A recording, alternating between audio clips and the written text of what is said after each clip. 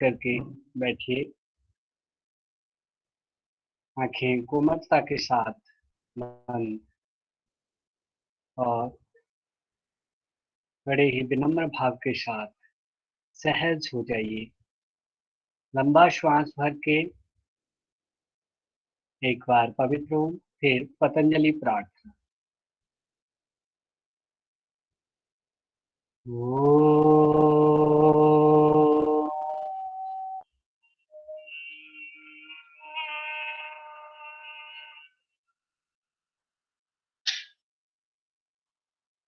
ॐ योगेन चित्तस्य पदेन वाचाम् मलं शरीरस्य च वैद्यकेन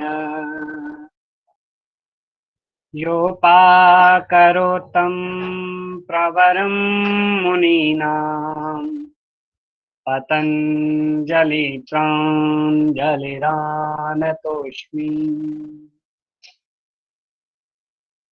सभी को पुनः एक बार प्रणाम। अभी हम पतंजलि योग सूत्र चैंट करेंगे। अभी तक हम 35 तक चैंट कर चुके हैं। इससे आगे अभी हम चैंट करने जा रहे हैं। आप कोई भी बताइए, मेरी स्क्रीन आपको शो हो रही है, प्रेजेंट हो रही है स्क्रीन? जी सर, हो रही है सर। धन्यवाद। अभी आ जाएं। और 35 तक हमने कल पढ़ लिया था। आज हम 35 से आगे यानी कि 36 से पढ़ना शुरू करेंगे, उच्चारण करना। ठीक है।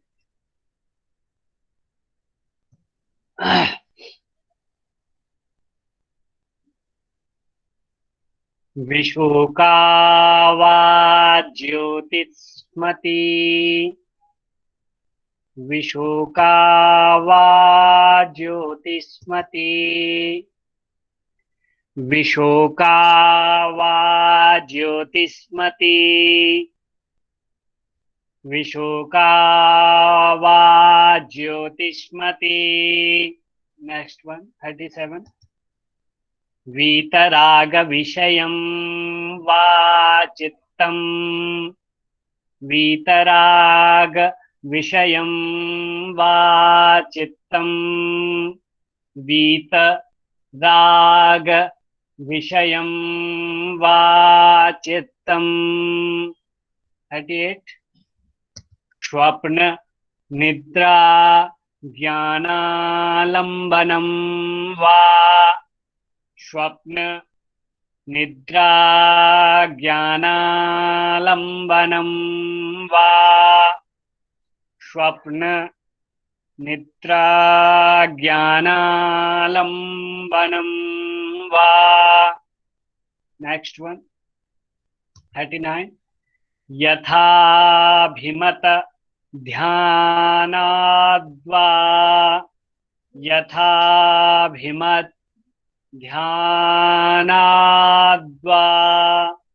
यथाभिमत ध्यानाद्वा। 40। परमाणु परम महत्वान्तोष्य वशीकारः, परमाणु परम महत्वान्तोष्य वशीकारः, परमाणु परम महत्वान्तोष्य वशीकारः।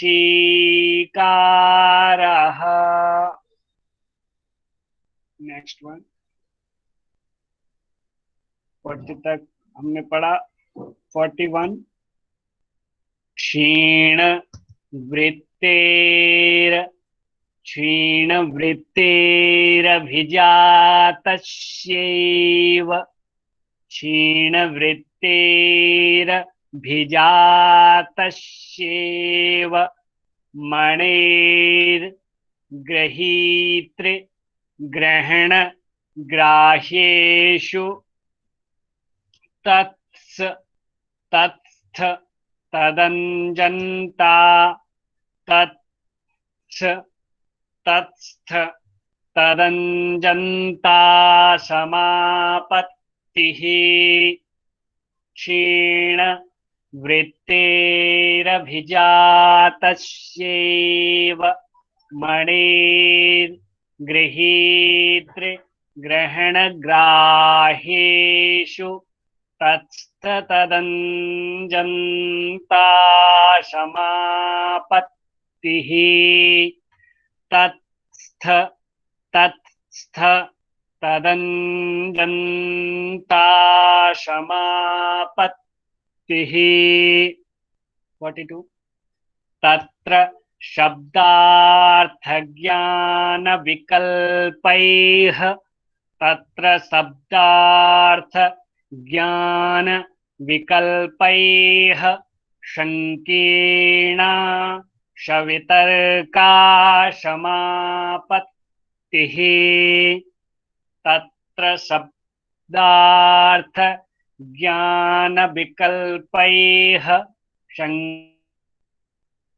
शङ्कीर्णा शवितर्का समापत्तिः तत्र शब्दार्थज्ञानविकल्पैः शङ्कीर्णा शवितर्का समापत्तिः 43 स्मृति परिशुद्धौ स्वरूपशून्येवार्थमात्र निर्भासा निर्वितर्का स्मृति परिशुद्धौ स्वरूपशून्येवार्थमात्र निर्भाषा निर्वितर्का स्मृति परिशुद्धौ स्वरूपशून्येवार्थमात्र निर्भाषा निर्वितर्का 44 एत एव शविचारा निर्विचारा च सूक्ष्म विषया व्याख्याता एत एव शविचारा निर्विचारा च सूक्ष्म विषया व्याख्याता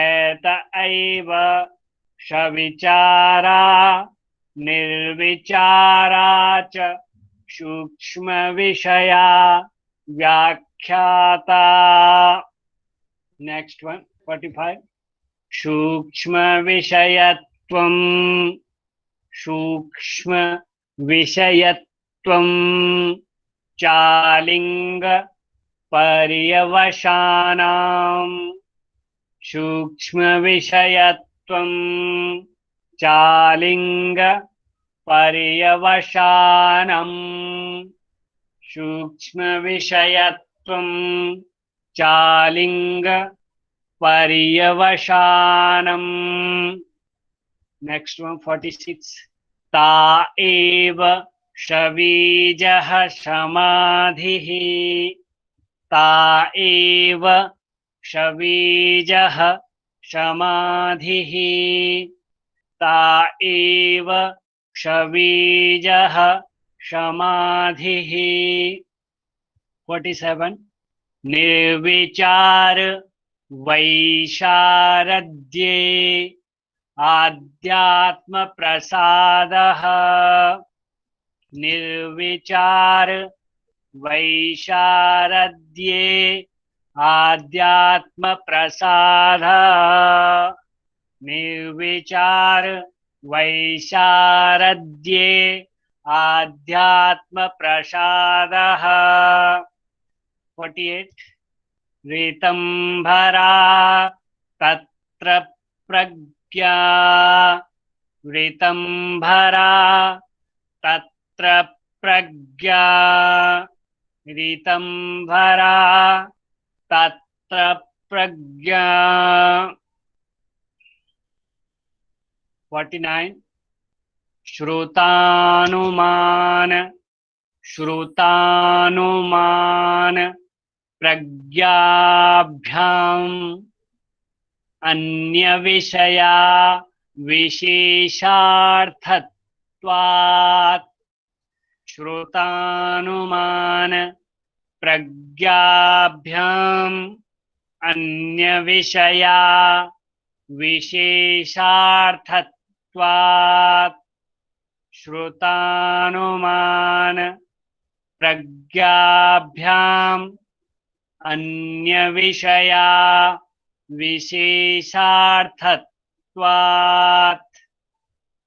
50 नंबर का है एंड सेकंड लास्ट सूत्र तज्जह तज्जह संस्कारो संस्कारोन्य संस्कार प्रतिबंधी तज्जह संस्कारोन्य संस्कार प्रतिबंधी तज्जह संस्कारोन्य संस्कार प्रतिबंधी लास्ट ऑफ द समाधि पाद तस्यापि निरोधे सर्वनिरोधान् निर्वीजः समाधिः तस्यापि निरोधे सर्वनिरोधान् निर्वीजः समाधिः तस्यापि निरोधे सर्वनिरोधान्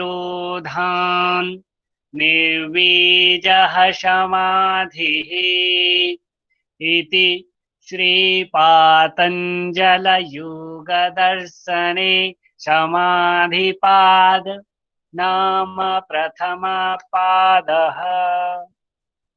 तो आज हमने इस समाधिपाद की चैंटिंग उच्चारण लगभग कंप्लीट कर लिया है। किसी को भी इसमें यदि संदेह होगा तो वो पिछली रिकॉर्डिंग देखेंगे, जहां से भी जिस किसी को भी कोई भी समस्या आ रही होगी किसी सूत्र को उच्चारण करने में, तो वो जो है आप रिकॉर्डिंग के द्वारा आप देख लेंगे। आज हमने इस पाद के 51 सूत्रों को कंप्लीट कर लिया है। ठीक है, आशा करता हूँ किसी को प्रॉब्लम होगी नहीं, क्योंकि मैंने 2-2 3-3 बार रिवाइज कराया है। और यदि इसके बावजूद भी हो रही है तो आप सीधा रिकॉर्डिंग पे जाएं, ग्रुप में पड़ी हुई है रिकॉर्डिंग और वहां से देख लें। ठीक है, अभी हम शुरू करते हैं श्रीमद् भगवद गीता।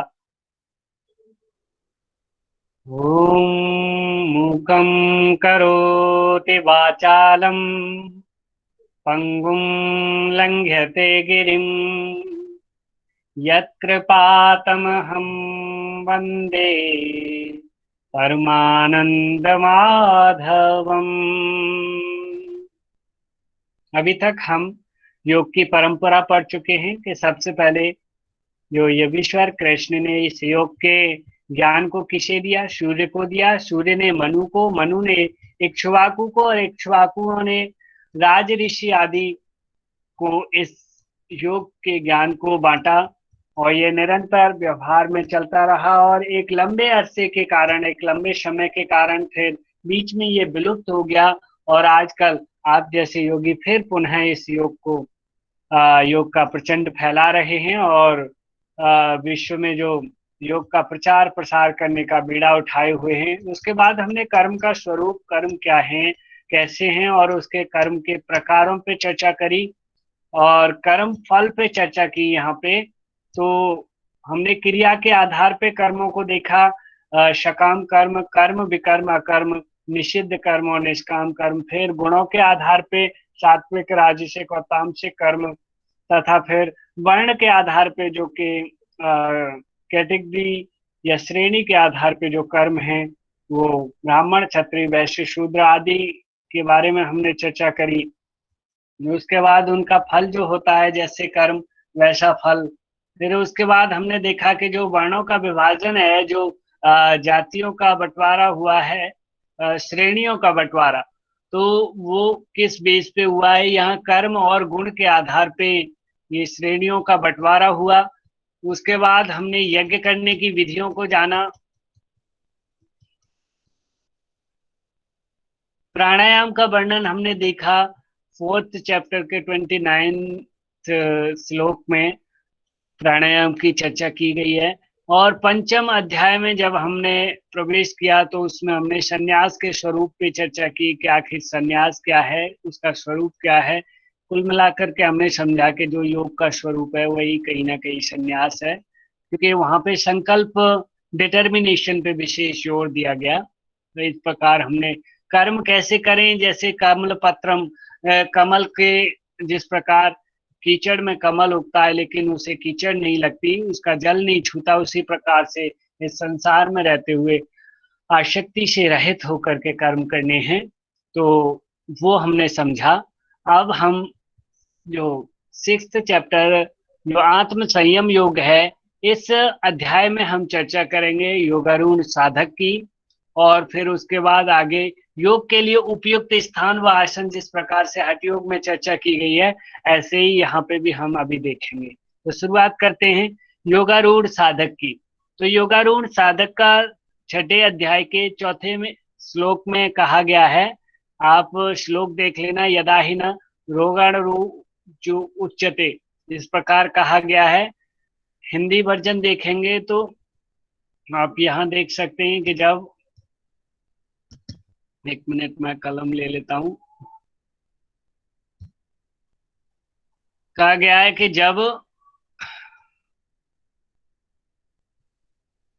जब दूर विषयों से न हो आसक्त कर्मों में कभी, जब विषयों से दूर हो जाए, यानी साधक, योगारूढ़ साधक की चर्चा पूछी जाती है, योगारूढ़ के साधक के स्वरूप की चर्चा पूछी जाती है।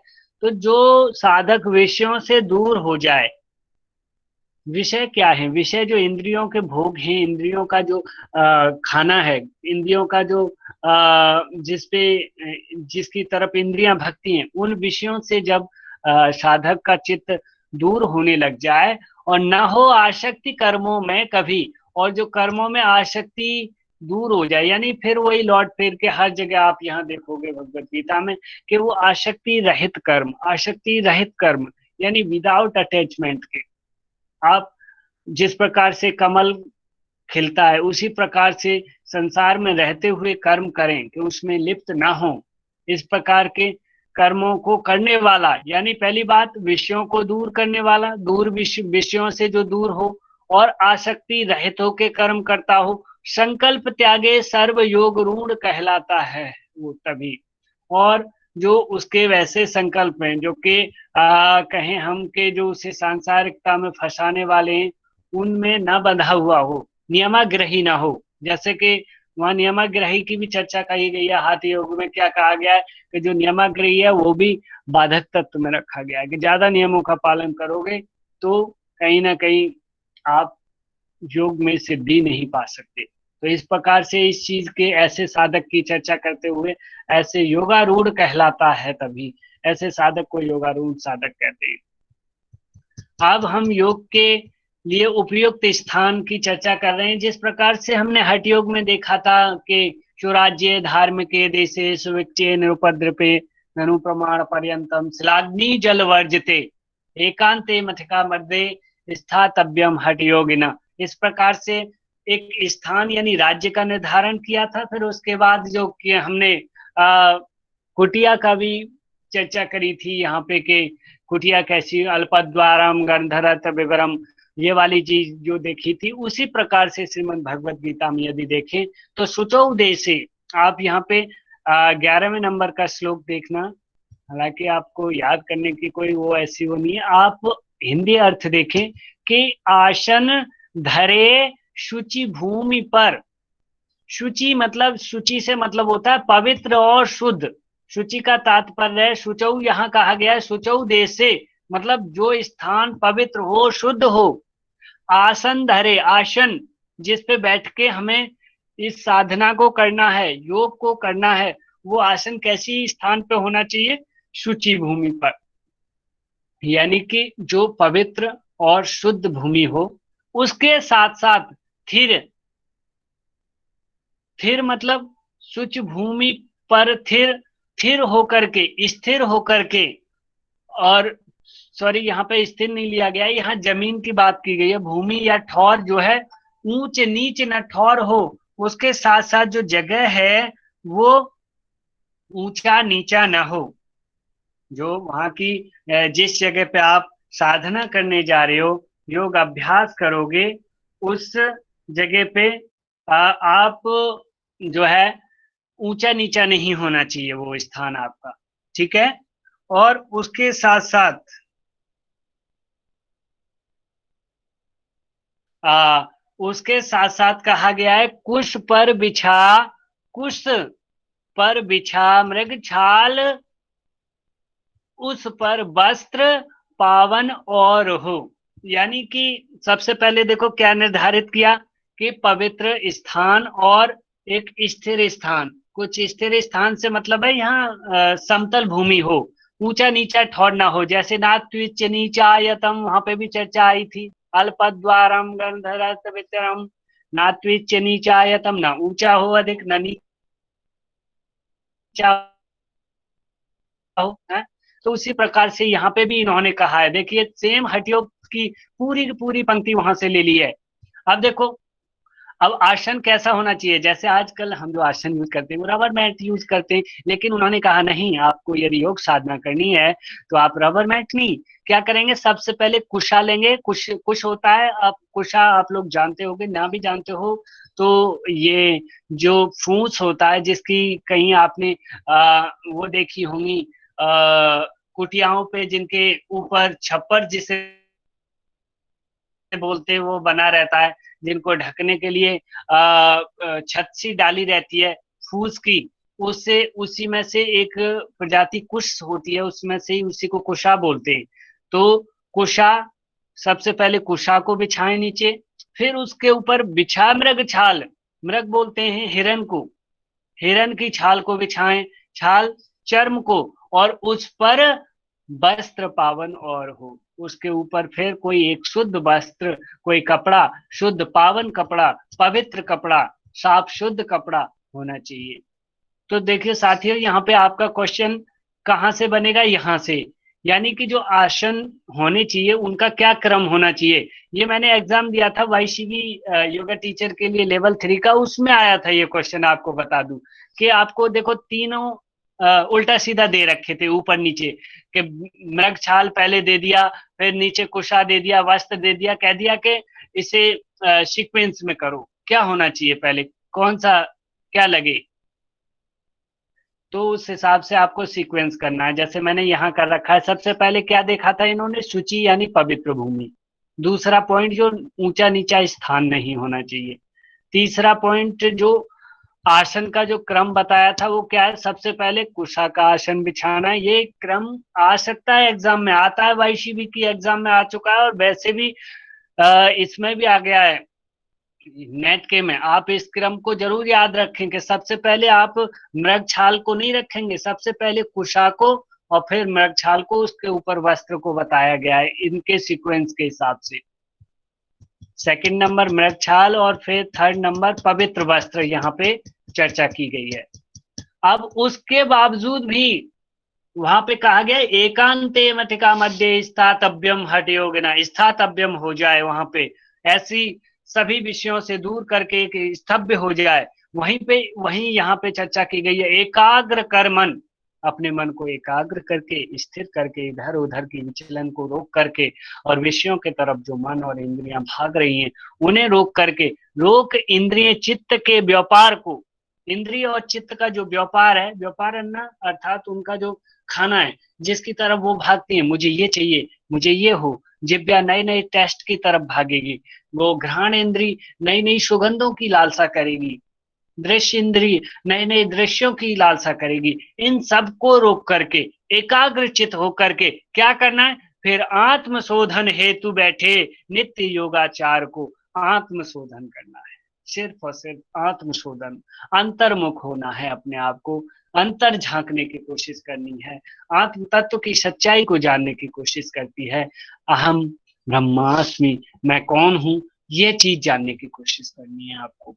ठीक है, इस प्रकार उसके साथ साथ और अभी और बात कह दी गई कि और क्या करना है, समगाय सिरोगिवम ग्रीवम, यानी कि होकर अचल, दृढ़, शीस, ग्रीव और काया सम। यहाँ पे हम जो है ना, ये हम नहीं है, सम है, सम करें। सम मतलब बैलेंस या संतुलन अवस्था में। क्या क्या संतुलन में करना है? एक तो शीस, गर्दन, हम कहते हैं ना, आइए कमर गर्दन सीधी करके बैठिए, इसका बड़ा लॉजिक है। ये भगवान श्री कृष्ण ने भगवत गीता में पहले ही कह दिया कि कमर गर्दन सीधी, यहाँ दृढ़ शरीर, शरीर एकदम दृढ़ स्थिर, और अचल, अचल मतलब स्थिर, बिना हिलन डुलन के, हिलना डुलना भी नहीं चाहिए, उसके साथ साथ दृढ़ होना चाहिए। आप डिटर्मी माइंड हो कि मैं आसन करने जा रहा हूं, मैं ध्यान की अवस्था में जा रहा हूं। और शीश, सिर, ग्रीवा, गर्दन, और काया यानी बाकी नीचे का जो शरीर, धड़ है आपका, वो कैसा हो, अचल और दृढ़ स्थिर हो। ठीक है, उसके साथ साथ नेक्स्ट पंक्ति में कह रहे हैं कि दिविक अन्य अवलोके नहीं, दिविक बोलते हैं आई दृष्टि को, दृष्टि को अन्य अवलोके नहीं, कहीं दूसरी जगह नहीं देखना। जिस प्रकार से हमने सिद्धासन में देखा था कि कहाँ रखते थे हम, आईब्रो सेंटर पे दृष्टि रखते थे, सिंहासन में देखा था नासाग्र पे दृष्टि रखते थे। लीजिए हठ योग की बात आ गई कि यहाँ पे इन्होंने कह दिया कि नासाग्र पर ही दृग धरे, जो अपनी दृष्टि को नासाग्र पर रखना है। हमने ऊपर देख लिया, एकाग्र मन हो जाए, इंद्रियों को रोक के बैठे और आत्मशोधन करें, सिर, गर्दन, कमर सीधी करके बैठें और दृष्टि को नासाग्र पर रखें। ये इसका तरीका बता दिया। तो हमने यहाँ देखो अलग अलग, एकाग्र होकर मन, इंद्रिय व चित्त के व्यापार को रोककर आत्मशोधन करें, सिर गर्दन सीधा और नासाग्र दृष्टि, ये पॉइंट बता दिए गए। आपसे कोई चर्चा करे कि हाँ जी कैसे हठ योग की जो आसनों की चर्चा है या फिर ध्यान की चर्चा है, यहाँ किसी की भी मतलब एक योग और साधना की बात की गई है। जरूरी नहीं है कि आप कोई ऐसा आसन कर रहे हो, कुछ भी कर रहे हो, आप योग की साधना कर रहे हो। अब साधना में तो सारी चीजें आती हैं, प्राणायाम, ध्यान, आसन वगैरह सब उसी के अंग है। तो योग साधना की चर्चा की गई है यहाँ पे। जिस प्रकार हम हठ योग में देखते चले आए वही चीज यहाँ पे सेम की सेम रख दी है। आप खुद मैच करिए, मैच करके याद करोगे तो आपको अच्छे से लंबे समय तक याद रह पाएगी। अब आ जाइए, नेक्स्ट पॉइंट है योग में सिद्धि कब होगी। इतने के बावजूद पहले वो गुण बता दिए कि ये फॉलो करने, फिर उसके बावजूद और बता रहे हैं कि और क्या क्या करना है। अब जो बात आती है ना, जो षष्ठम अध्याय में आहार की बात, हठ योग में जो हमने पढ़ा है पथ्य आहार, तो यहाँ पे भी थोड़ा और चर्चा कर देंगे। ये भी कह रहे हैं कि अब आहार की भी चर्चा हो रही है। उसके साथ साथ क्या कह रहे हैं कि कब सिद्ध होगा, तो ये कह रहे हैं यह योग अति खाकर न सदता। ये क्वेश्चन बनता है और बन गया है इसमें से, न अति उपवास से। यदि कोई यूं कहेगा मैं खूब खाऊं काफी मोटा हो जाऊं मैं अच्छे से, तो भी ये योग सिद्ध नहीं होगा। या फिर कोई कहे कि हर वक्त उपवास रखा जाए, हर एक दिन छोड़ के उपवास रखे, व्रत करे, फास्टिंग करे, तो इस योग में सिद्धि पा सकता है, तो भी नहीं सिद्धि मिलेगी। सधता न अतिशय नींद से, कोई कहे कि खूब सोने वाला हो, अतिशय नींद, बहुत नींद लेने वाला हो, अथवा जागरण के त्रास से, या फिर अधिक जगने से भी नहीं सिद्ध होता। तो यहाँ ये कारण बता दिए कि ये जो योग है, ये जो साधना है, वो साधना ना तो अधिक खाके हो सकती, न अधिक उपवास करने से हो सकती, और न ही अधिक सोने से, और न अधिक जागने से। अच्छा, चलो इन चीजों से नहीं होती, तो फिर किस चीज से होगी? तब अगले सूत्र में, अगले श्लोक में चर्चा कर रहे हैं कि युक्ताहार विहारस्य, युक्त चेष्टस्य कर्मसु, युक्त स्वप्नावबोधस्य योगो भवति दुःखः। तब कह रहा है, तब कहा गया है कि जब युक्त सोना जागना, आहार और विहार हो। अब कह रहे हैं कि जब आप युक्ति पूर्वक एक तरीके से, एक संयमित तरीके से, एक संतुलन अवस्था में एक तरीके से जब आप सोएंगे और जागेंगे, उसके साथ साथ आपका आहार खाना और फिर उसके साथ साथ जो आपका दैनिक दिनचर्या विहार है जो वो होगी, तब हो दुख दुख हारी। यहाँ पे दुख, ये दुख दुहारी कुछ थोड़ा मिसप्रिंटिंग हो गई है, यहाँ पे लिखा है हो दुख हारी योग जब परमित परिणित सभी व्यवहार हो। ये जो आपके व्यवहार हैं वो परिमित होंगे, एक संतुलन अवस्था में होंगे, तब ये जो योग विद्या है वो दुख को हरण करने वाली होगी। योगो भवति दुख हा। यहाँ थोड़ी थोड़ी थोड़ी मिस्टिंग कर दी है कुछ वर्ड्स की, थोड़े थोड़े लेटर्स की। तो ये चीज आप याद रखें, ऊपर हमने देख लिया। अब इसके बाद चर्चा करेंगे अभ्यास और वैराग्य से मन का निग्रह। जिस प्रकार से हमारे पतंजलि योग सूत्र में उत्तम कोटि के साधक के लिए अभ्यास वैराग्य का विधान किया गया है, अनुष्ठान किया गया सर है। एक चीज, सत्येंद्र सर, हाँ जी। ये जो ऊपर वाला श्लोक बोला ना, तो आपने श्लोक नंबर छठवें अध्याय का 17 डाला है, लेकिन व्याख्या में सॉरी, हाँ ये जो है ना, ये मैं अभी देख वो क्लियर कर देता हूँ। एक्चुअली मैंने टाइपिंग कराई है ना, तो वहाँ गड़बड़ कर दिया है। आपका ये जो श्लोक है वो 6 चैप्टर का युक्ताहार वाला क्रम आप श्लोक नंबर याद। जो 17 है गीता हाँ, में। सत्रह ही वो है सर, नीचे वाले 17 में ही है। थोड़ा गलत हो गया है, नीचे वाले में वो गलत डाल दिया है, उसे आप ध्यान रखेंगे कि ये जी जो 70 नंबर का श्लोक है, और आप उसका जो हिंदी अर्थ भी 70 वाले का ही है, ठीक है। तो ये मिस जी सर। प्रिंटिंग है, वो करेक्ट कर लेंगे, देख लेना। कुछ काफी कुछ मिस प्रिंटिंग, एक्चुअली मैंने टाइप नहीं किया है, मुझे उतना नहीं आता, मैंने कराया है किसी से। तो अभ्यास और वैराग्य से मन का निग्रह कैसे होगा? अभ्यास और वैराग्य से मन का निग्रह, अभी हम चर्चा कर रहे थे कि जिस प्रकार पतंजलि योग दर्शन में उत्तम कोटि के साधक के लिए अभ्यास और वैराग्य का अनुष्ठान किया गया है, वो भी इसी प्रकार से यहाँ पे जो मन का निग्रह करने के लिए भगवान श्री कृष्ण ने भी चर्चा की है। चंचलम ही मन कृष्ण, इस प्रकार से ये जो श्लोक है 34 नंबर का, आप देखेंगे अपने, मैंने सिर्फ उतना ही दिया है कि आप सारे श्लोक नहीं याद कर पाएंगे, और उतने श्लोक को याद करना आवश्यक भी नहीं है। आप उनके बस भावार्थ समझें कि भाव जानना बहुत जरूरी है, कि आपको भाव पता हो। चंचलम हि मन कृष्ण प्रमाथि बलवद दृढ़म तस्याहम निर्ग्रहम मन्ये वायोरिव दुष्करम। कहा गया है असंशयम महावा, सॉरी इसका हिंदी अर्थ ऊपर वाले का, हे कृष्ण मन चंचल हठी बलवान है। मन जो है वो कैसा है? चंचल हठी बलवान है, दृढ़ है। ये इतना मतलब चंचल है कि इसको, जैसे उसमें कहा है ना, चले वाते चले चित्तम, जो चंचल मन, इसी प्रकार से कहा गया है यदि निश्चले निश्चलम भवेद, यदि वायु नहीं चलेगी तो चंचल या चित्त या मन भी नहीं चलेगा। तो उसी प्रकार से मन बहुत चलायमान है, बहुत चंचल है, इस बहुत हठी है और बलवान भी है, इसके साथ साथ दृढ़ भी है।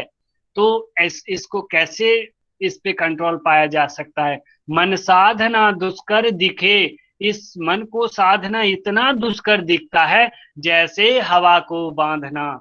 यदि आप हवा को बांधने की कोशिश करो, उसी प्रकार से मन को भी नहीं बांध सकते, जिस प्रकार हम हवा को नहीं बांध सकते।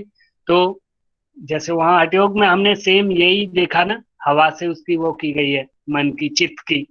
हाँ, चले बातें चले चित्तम, तो यहाँ हवा और यहाँ चित्त या मन या चंचलता, तो वही चीज यहाँ पे भी की गई है कि जो फिर कैसे ये होगा, फिर उसका बताते हैं तरीका कि आखिर फिर असंशयम महाबाहो मनो दुर्निर्गहम चलम अभ्यासेन तु कौन्तेय वैराग्य वैराग्येण च गृह्यते।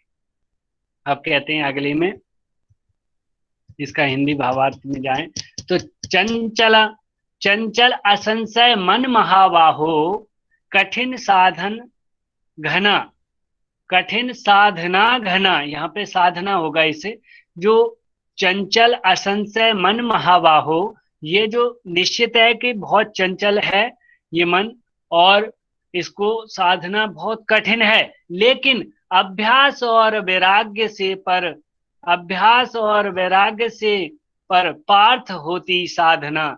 लेकिन इसके निरंतर अभ्यास करते रहें, हम इसका बार बार अभ्यास करें और वैराग्य की अवस्था में जाएं तो इसको बांधा जा सकता है। जिस प्रकार से कहा गया था ना उसमें जो हठ योग में भी के ये एक बड़े ही मत वाले और वैसे वो बाघ आदि का जो एग्जाम्पल दिया गया था उसकी तरह है। इसको बड़े ही ध्यान से अभ्यास से और वैराग्य से बांधा जा सकता है मन को। तो इस प्रकार हमने ये समझा। उसके बाद ध्यान योग की चर्चा लेके चल रहे हैं कि आखिर ध्यान योग का क्या मतलब लिया गया है। 6 चैप्टर के 47 श्लोक में दिया गया है, सब योगियों में मानता में मुख्यतम योगी वही। यहाँ पे कह रहे हैं कि सब योगियों में मानता में मुख्यतम योगी वही, वही मुख्यतम योगी है जो श्रद्धा सहित मम ध्यान धर भजता मुझे जो नित्य ही।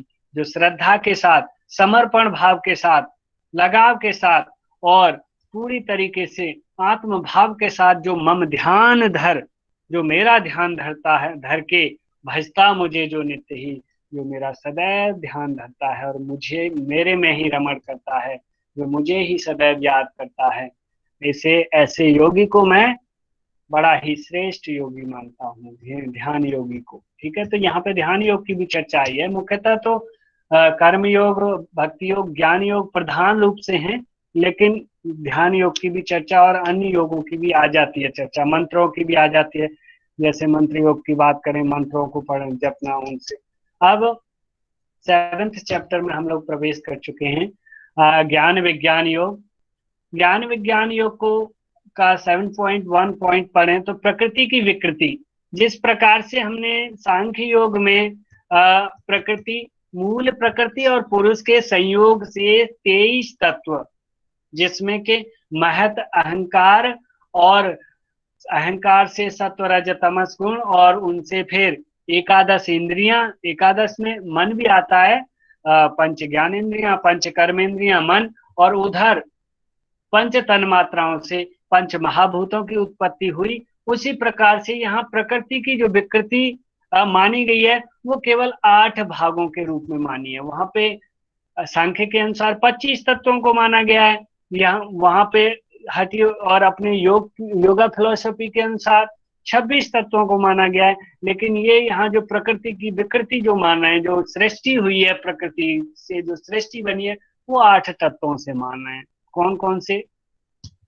पृथ्वी, पवन, जल, तेज, नभ, अहंकार, वह बुद्धि भी, वह बुद्धि भी। ठीक है, तो यहाँ पे ये आ जाते हैं, ये क्वेश्चन बनता है यहाँ पे 8 विकृति या प्रकृति, 8 प्रकार की प्रकृति या 8 विकृति के रूप, प्रकृति के रूप। तो उसमें कौन कौन से? तो ये 5 तो यहाँ पे सांख्य के अनुसार और योग के अनुसार ये 5 यहाँ से लेकर के यहाँ तक, सॉरी, ये तो पंच महाभूति हैं, तो ये कहे गए।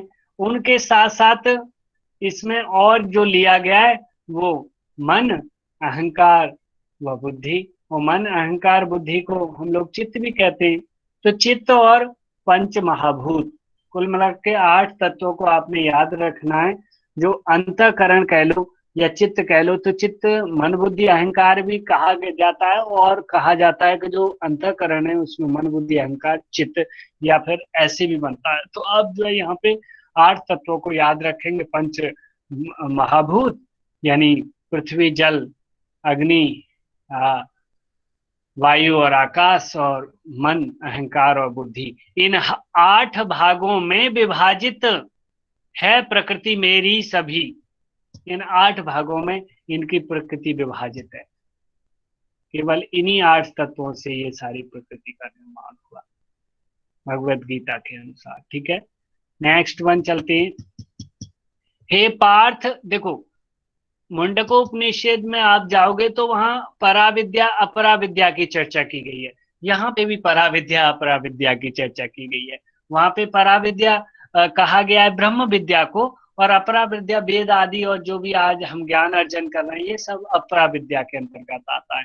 तो कह रहे हैं, हे पार्थ वह अपरा प्रकृति का जान लो विस्तार है। ये जो अपरा, प्रकृति को अपरा कहा गया है, यहाँ आपको याद रखने का विषय जो है वो प्रकृति को अपरा बताया गया है। फिर यह है परा, यह जीव जो संसार का आधार है। यहाँ संसार का आधार किसे बता दिया? जीव को। और जीव है क्या, कैसा? परा है।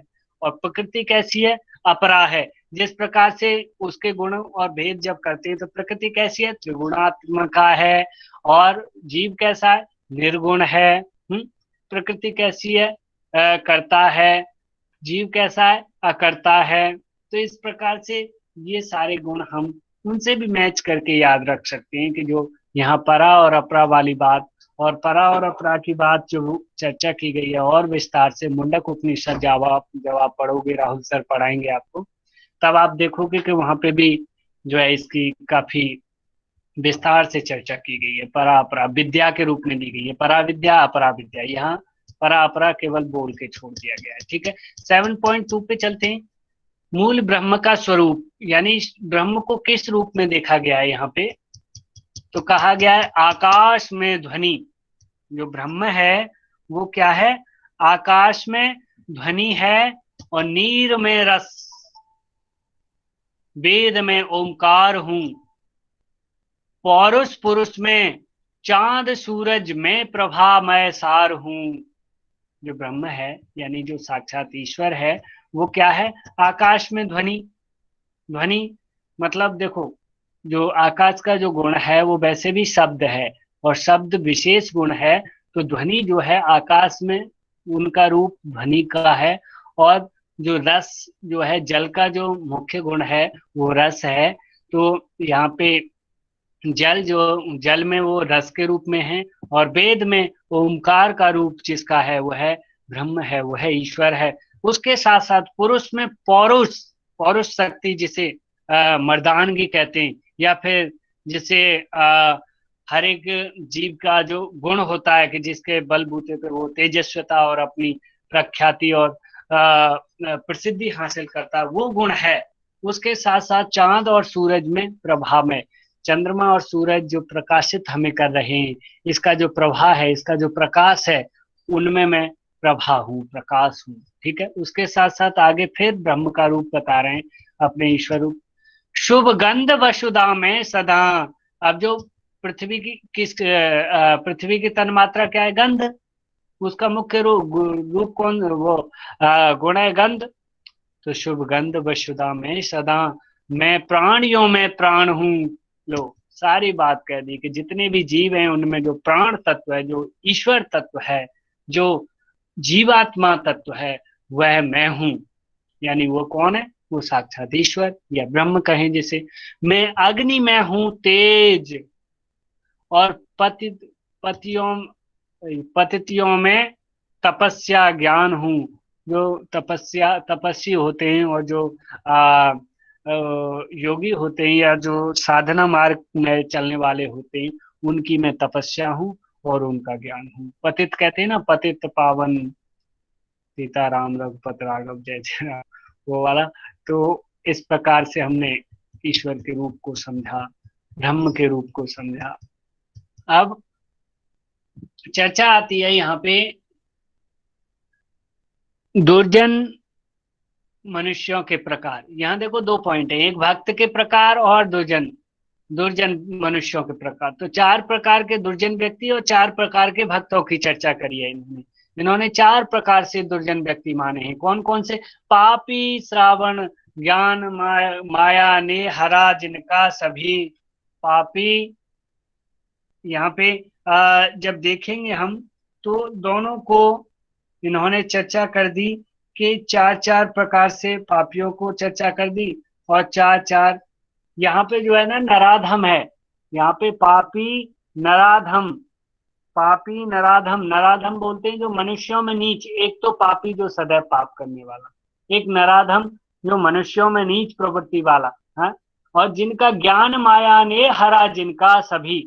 और वे व्यक्ति जो धन की संपत्ति के या धन के पीछे अपनी बुद्धि को भ्रष्ट कर लेते हैं, हर वक्त धन के पीछे उन्हें कैसे भी आए, किसी भी तरीके से आए, चाहे किसी को कितनी भी बड़ी हिंसा करनी पड़े, किसी जीव को कितना कष्ट पहुंचाना पड़े, उन्हें धन मिलना चाहिए। एक तो वो पापी व्यक्ति या दुर्जन व्यक्ति कहे उन्होंने, उसके साथ साथ एक जो कहें, वे मूढ़ असुर बुद्धि बस मुझको नहीं भजते।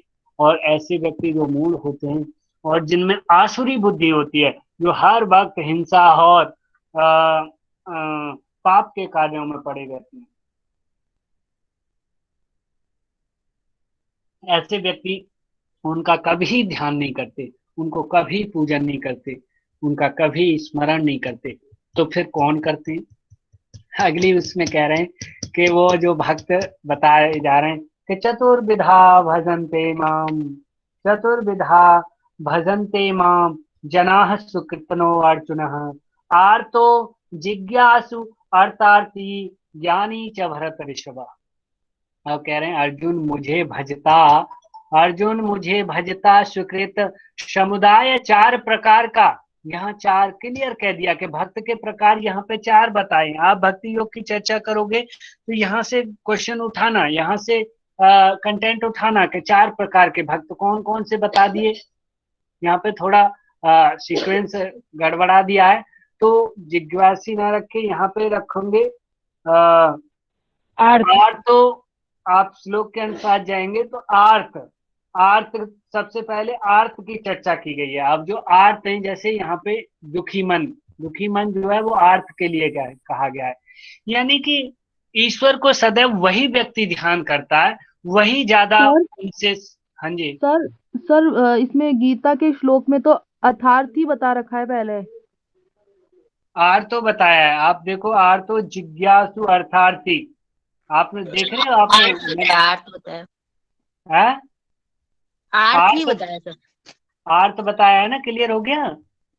सर मेरे पास में जो है उसमें पहले अर्थार्थी है, फिर आर्थ है, फिर जिज्ञासु है। नहीं, आप श्लोक को देख रहे हो कि उसका नीचे एक्सप्लेनेशन देख रहे हो? हाँ, एक्सप्लेनेशन देख रही हूँ मैं। नहीं नहीं, आप श्लोक देखो, मैं श्लोक के हिसाब से बता रहा हूँ अच्छा पहले। अच्छा, हाँ ठीक और आप ठीक है। श्लोक में देखोगे तो लिखा है आर्तो जिज्ञासु अर्थार्थी ज्ञानी हाँ च भरत ऋषभ, ऐसे हाँ लिखा है। जैसे यहाँ ज्ञानी च भरत ऋषभ, मैं पूरा दिखाऊं तो दूसरी मुझे वो खोलनी पड़ेगी, उसमें टाइम लगेगा। आपके पास होगी, नहीं ठीक तो है। हाँ दूसरी गीता प्रेस वाली आप खोल के देख लो। तो यहाँ पे दुखी मन, उन्हें आर्त कहा गया है। ऐसे साधक, ऐसे व्यक्ति जो किसी बीमारी से, किसी परेशानी से, ऐसे जिन्हें बहुत सारी बीमारियां या कुछ परेशानियां घेर लेती हैं, वो दुखी व्यक्ति ही उनको ध्यान करते हैं। नहीं तो जो सुखी होता है ना, वो नहीं ध्यान करता, वो ज्यादातर अपने घमंड की अवस्था में बना रहता है, वो सोचता है मैं कभी परेशान ही नहीं होऊंगा। तो एक तो कह दिया इन्होंने कि वो व्यक्ति जो किसी बीमारी या किसी परेशानी में दबे हुए, वो मुझे याद करते हैं, ऐसे व्यक्तियों को क्या कहते हैं? आर्त, आर्त, ठीक है। अब दूसरा कहा है आर्त जिज्ञासु।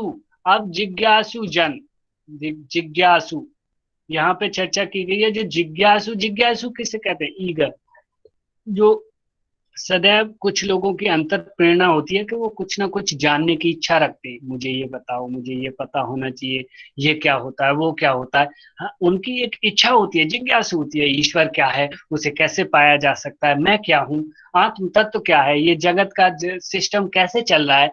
वो एक अंतर भावना होती है। एक अभी हमें तो कैसे पढ़ना पड़ रहा है, हमारे ऊपर तो प्रेशर है जी कि हमें यूजीसी नेट एग्जाम कंप्लीट करना है, तो हमें पढ़ना हो रहा है। लेकिन इनमें से ही बहुत सारे साधक ऐसे होंगे जो कि इनकी अंतर इच्छा है, जो हर वक्त इसी चीज को पसंद करते हैं। तो ऐसे व्यक्तियों को जिज्ञासु भक्त कहा गया है। तो आर्त यानी कि जो किसी परेशानी से दुखी हैं, जो पीड़ित हैं, ऐसे व्यक्ति। और जिज्ञासु जो जानने की इच्छा रखते हैं, ठीक है। अब उसके बाद जो थर्ड नंबर का है अर्थार्थी। अर्थार्थी मतलब अर्थ प्रिय संसार का। कुछ लोग पता है किस लिए भजन करते हैं, ईश्वर का ध्यान करते हैं? हे ईश्वर, मेरी लॉटरी लग जाए, मैं तुम्हारा याद करूंगा, मैं आपका ये हवन यज्ञ कराऊंगा, ये करूंगा, वो करूंगा, ऐसे करके बोलते हैं। कुछ कहते हैं कि मेरी जॉब लग जाए, कुछ कहते हैं कि मेरे पास अभी बाइक है, मेरे पास गाड़ी आ जाए, कार बंगला हो जाए। तो ये जितनी भी अर्थ, अर्थ बोलते हैं धन संपत्ति, इनकी भी सदैव आशा रखने वाला और उस आशा से पूजा करने वाला, मांग के पूजा करने वाला, मुझे ये दो, मैं तुम्हारा ये ध्यान करूंगा, मैं तुम्हारा ये यज्ञ करूंगा, जागरण करवाऊंगा, ये करवाऊंगा। तो ऐसे भक्तों को क्या कहा गया है? अर्थार्थी भक्त। ठीक है। और जो लास्ट, जो चौथे नंबर के एवं सबसे प्रिय भक्त जो है उन्हें, वो ज्ञानी जन। ज्ञानी तो उनकी पूर्व जन्मों के संस्कार के कारण, ज्ञानी कोई वैसे ज्ञानी नहीं होते, उनके बहुत सारे प्यूरिफिकेशन, कई जन्मों के गुण चलते चले आते हैं, संस्कार चलते चले आते हैं जो प्यूरिफाई। जैसे आज आप योग साधक हो, आज योग के आप मार्ग पे चल रहे हो, यही निरंतर आपके नेक्स्ट बर्थ में जाके इंक्लूड हो जाएगा। इससे आप अगले स्टेप पे जाओगे, अगले बर्थ में फिर उससे अगले स्टेप पे होगे। ऐसे ही आपकी जो अवस्था होगी, जैसे आप विवेकानंद जी की बात करो, दयानंद जी की बात करो, ब्रह्म ज्ञानी, ये बाई बर्थ ज्ञानी थे। तो ये बाई बर्थ कैसे ज्ञानी थे? इनके पूर्व जन्मों के संस्कार थे, इनके कर्मों के संस्कार थे, कि ये पहले जन्मों में भी ज्ञानी ही रहे होंगे, योगी रहे होंगे। इसी वजह से ये आज बड़े लेवल के योगी बने। आज हम लोग छोटे ही लेवल के योगी हैं। निरंतर हम इसी साधना में चलते रहे तो आने वाले जन्मों में हम और बड़े लेवल के योगी बन जाएंगे। तो इस प्रकार के योगियों को ज्ञानी जन कहा गया है, ज्ञानी भक्त कहा गया है। तो सबसे ज्यादा प्रिय जो होते हैं वो प्योरेस्ट फॉर्म कहें भक्तों की, तो वो ज्ञानी ही है। यहाँ में क्वेश्चन बन जाए कि इन चारों प्रकार के भक्तों में कौन सर्वश्रेष्ठ है, तो ज्ञानी जन, ज्ञानी भक्त, आप ऐसे बोलोगे। ठीक है। और सबसे प्रिय कौन सा भक्त है भगवान को? तो ज्ञानी भक्त। आप ये वाली बात सदैव याद रखेंगे। ठीक है। तो नेक्स्ट हमने छठा और सातवां अध्याय, 2 चैप्टर पढ़ लिए। बाकी अब टाइम भी होने जा रहा है। अभी अष्टम अध्याय हम नेक्स्ट क्लास में रखेंगे। उसके बाद थोड़े से कुछ क्वेश्चन आंसर रख लेते हैं। मैं आप लोगों से पहले पूछता हूँ, फिर आप अपनी जिज्ञासा रखना।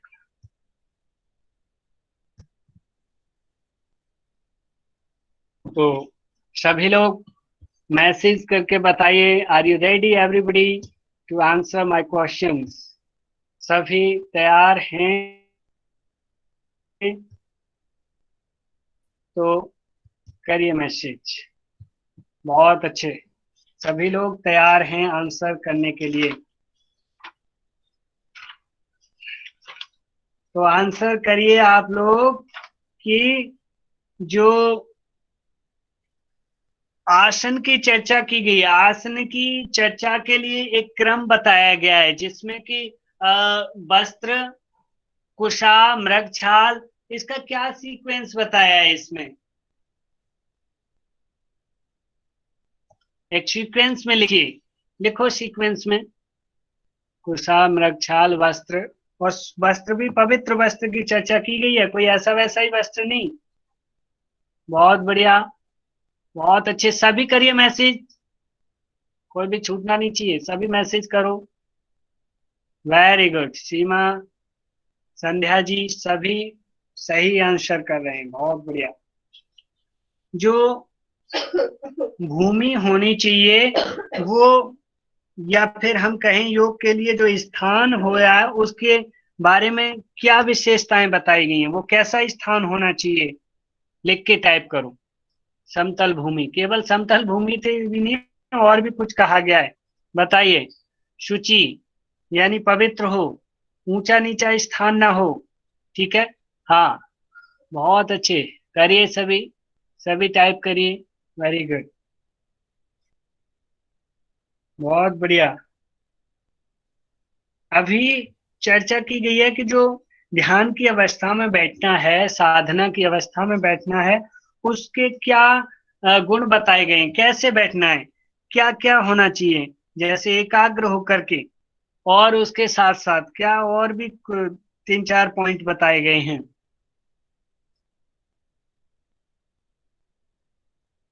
हाँ, माने वह इंद्रियों के व्यापार को रोककर सिर गर्दन को सीधा करके, वहां पे दृष्टि की चर्चा की गई है। बताइए, दृष्टि भूमध्य में बताइए, कहां पर बताई गई है, दृष्टि कहाँ रखनी है?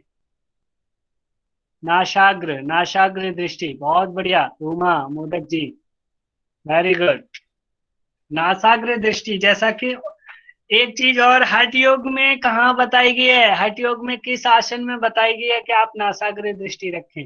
हठ योग का बताओ एक बार, राहुल जी ने कितनी मेहनत, किस किस को पता है? वेरी गुड, लगभग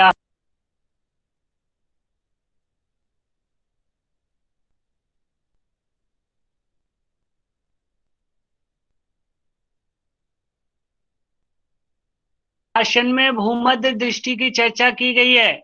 यहाँ पे जो नासाग्र, जो भी कह रहे हो, नासाग्र है, नासाग्र पर है सिंहासन में, ठीक है, गुड। अभी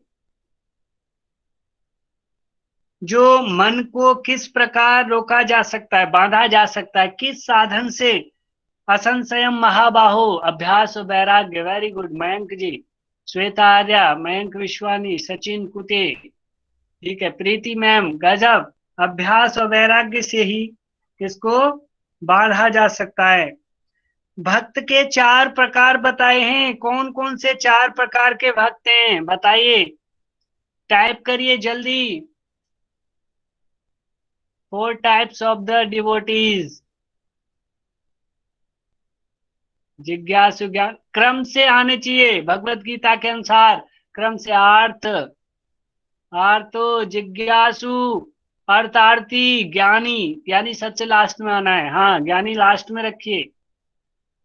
वेरी गुड, उमा पटेल जी, पुष्पा जी, बहुत अच्छा, बहुत अच्छा, सभी लोगों ने बड़ा ही अच्छा। यहाँ पे जो परा बताया गया है, वो परा कौन है? परा और अपरा की चर्चा की गई है, तो अपरा कौन है, परा कौन है? टाइप करिए, अपरा पहले करिए और फिर परा को बताइए। अपरा प्रकृति, बहुत बढ़िया, और परा, परा कोई भी नहीं कर रहा है, जीव, हाँ ठीक है, पराजीव और अपरा प्रकृति। यहाँ पे बताया गया है एक पॉइंट और, जो कि प्रकृति की विकृति कितने रूपों में है, कितने भागों में बटी हुई है, जल्दी, बहुत अच्छे, 8 प्रकार में, 8। Very good, now release.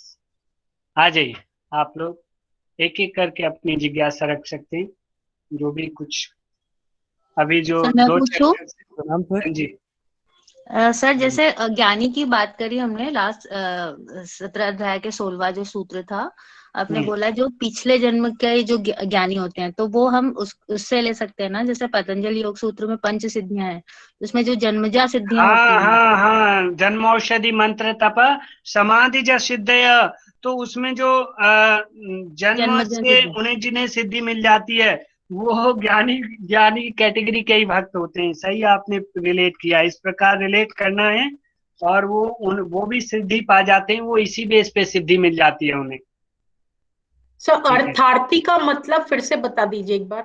अर्थार्थी का मतलब है अर्थ, अर्थ किसे कहते हैं? जैसे वो धर्म अर्थ काम मोक्ष आपने सुना है ना, अर्थ बोलते हैं जो जीवन यापन करने के लिए जिस चीज की आवश्यकता है, यानी ये जो इकोनॉमी जिसे कहते हैं, धन संपत्ति जिसे कहें, संपदा जिसे कहें, उसको सदैव इकट्ठा करने वाला, उसको चाहने वाला।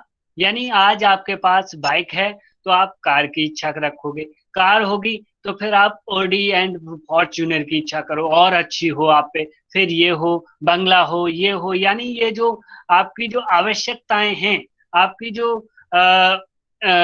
धन संचय करने की जो इच्छाएं हैं, उसे अर्थ बोलते हैं, और अर्थार्थी बोलते हैं ऐसी जो इन्हें सबको जो करने वाला होता है, ठीक है, अर्थार्थी। यानी जो भी आप धन्यवाद पूजा सर। करोगे, ध्यान करोगे, वो अपने मकसद से ही करोगे।